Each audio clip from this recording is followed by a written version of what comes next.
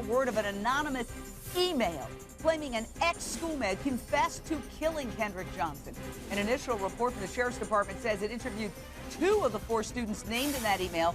Both of the students say they knew him, but they were not involved in his death. No students have been named as suspects. There are no suspects. Meanwhile, the feds have stepped in now, and a grand jury is hearing testimony. Students are being called to testify. So is it murder or a very bizarre accident? Straight out to CNN's Victor Blackwell, who's been breaking news on this case.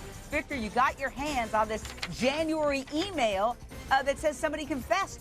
Who's shooting it down and why? Well, Jane, the Lowndes County Sheriff's Office is shooting down this email. They believe it's not credible. I had the email in my hand. I'm going to read you 2 parts of it. First, this sender, again, who is anonymous, says that 2 students met KJ and killed him. That's a quote. And they say that 1 student has been heard admitting to killing KJ more than once over the phone. Now, after those 2 interviews with 2 students of the 4 named in this email, the very next day after this was received, more than a week and a half later, the Lowndes County Sheriff's Office, through the assistant DA there in southern Georgia, subpoenaed the subscriber's name through the internet provider, the subscriber's name, address, phone number. Now, that was the beginning of February. Fast forward to just this week when we received these documents as part of an Open Records Act request. We contacted the internet service provider, and they said they had still not received the subpoena more than a month and a half later. Later that day, the detective there in Lowndes County forwarded the subpoena and then got the information and spoke with the student, they say, who sent this email, and they determined that what this email was based on was a rumor and not fact, and they again believe it's not credible, Jane.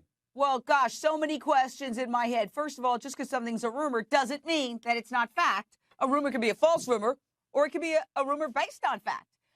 So, as they say, information has no conscience. If it's good information, it's good information, even if it's based on a rumor.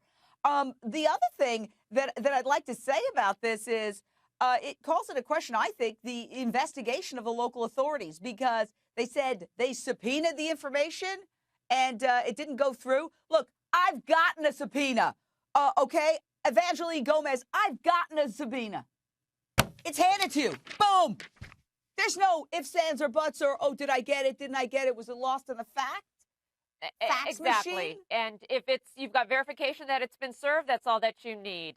This stuff that it took some time, it wasn't processed, it just doesn't make any sense. It doesn't. And then Areva Martin, the sheriff's office is saying, well, nothing to see here with this email, essentially, right? Oh, it's based on a rumor. This is the same sheriff's department, and correct me if I'm wrong, Victor, because it's a complex case, that decided that this strapping young man got stuck in that little space looking for a shoe and suffocated himself. That is an absurd theory on its face. So why are we giving credence to the sheriff's department's conclusion that these emails are nothing to see here? You know, look, Jane, everything about this case is troublesome to me.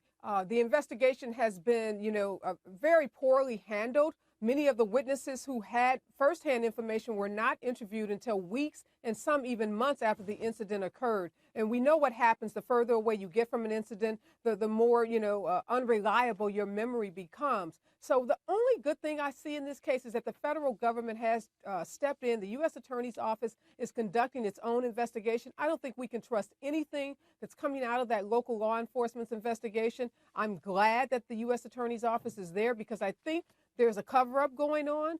There are too many issues. There are too many facts. There are too many things that just don't make sense in this case. And I just hope this is not another case of an African-American teen who's, been murdered and the investigation is not being handled properly. There's evidence from the medical examination examiner that there was blunt trauma.